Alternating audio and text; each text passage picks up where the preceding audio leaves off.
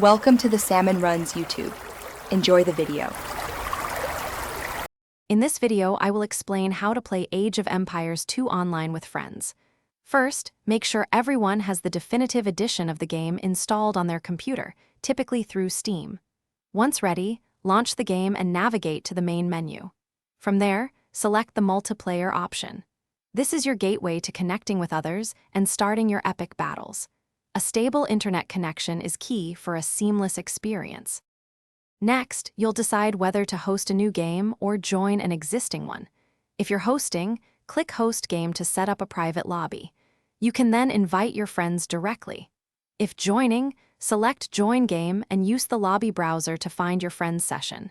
You might need a specific lobby ID or password if it's a private match. Up to 8 players can join a standard game. Once in the lobby, it's time to configure your game settings. You can choose from various game types like Standard, Deathmatch, or Empire Wars. Select your preferred map, adjust starting resources, and set victory conditions.